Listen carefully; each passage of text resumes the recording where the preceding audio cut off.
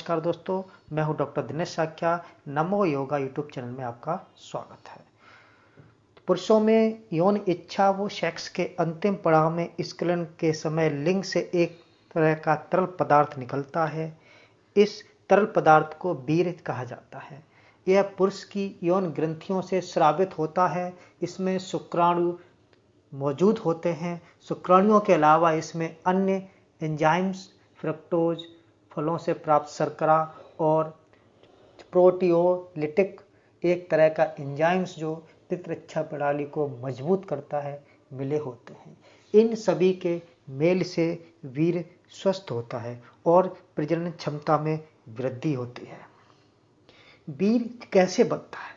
वीर्य पुटिका यानी वीर्य को बनाने वाली ग्रंथि वो प्रोस्टेट ग्रंथ से वीर्य बनता है। वीर्य पुटिका के द्वारा 65 से 70% वीर्य बनाया जाता है, जिसमें चिपचिपे फ्रक्टोज का निर्माण होता है। इसके बाद इसमें सफेद रंग का तल प्रोस्टेट ग्रंथि के द्वारा स्रावित होकर के मिल जाता है। प्रोस्टेट ग्रंथि से निकलने वाले सफेद तरल में सिट्रिक एसिड, लिपिड और फास्फेट मिला होता है। इससे ही वीर्य को संपूर्णता मिलती है। इसके अलावा वल्वेरियल ग्रंथि एक तरल का उत्पादन करती है। यह यौन और गर्भाशय ग्रीवा में मौजूद शुक्राणु कोशिकाओं को गतिशीलता देने में मदद करता है। वीर्य में इस तरल का स्राव 1% से भी कम होता है।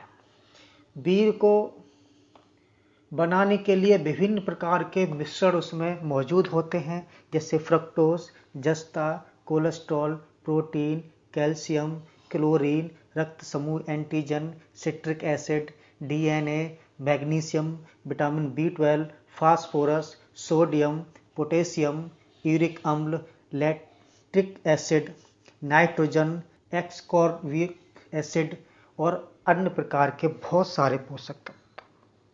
यह प्रोस्टेट ग्रंथि और अन्य पुरुष प्रजनन अंगों से शुक्राणुओं व तरल पदार्थ ग्रहण करके बनता है। आमतौर पर वीर्य गाढ़ा एवं सफेद होता है। हालांकि कई ऐसी स्थितियों में इसके रंग और गुणवत्ता में बदलाव हो सकता है। पतला वीर्य कम शुक्राणुओं की ओर संकेत करता है, जिसमें आपकी प्रजनन क्षमता प्रभावित होती है। वीर्य में शुक्राणुओं की एक सामान्य संख्या पाई जाती है। बताया जाता है कि 1 मिलीलीटर वीर्य में करीब 15 करोड़ शुक्राणु होते हैं।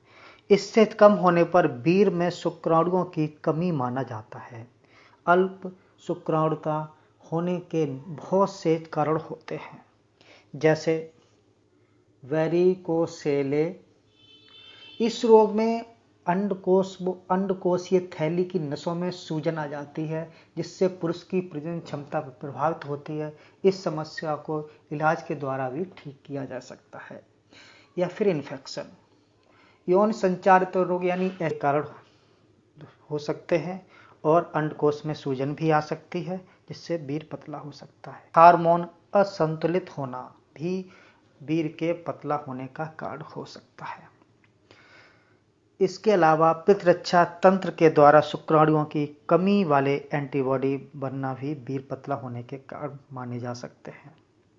शुक्राणुओं को वीर्य तक लाने वाली नलियों में चोट आना भी वीर्य का पतलापन का कारण हो सकता है।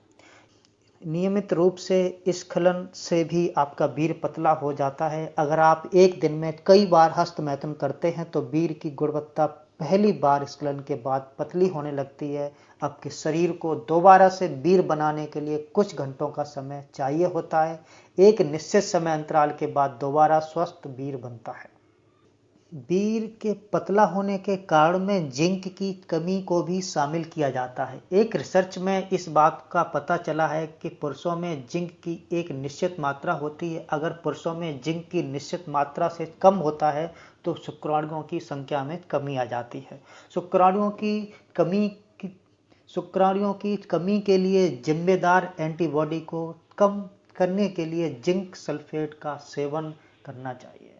अगर आपको हमारा यूट्यूब चैनल पसंद आया हो तो इसे सब्सक्राइब कीजिए और बेल आइकन को भी प्रेस कीजिए, जिससे हमारे आने वाला वीडियो का नोटिफिकेशन आपको मिलता रहेगा।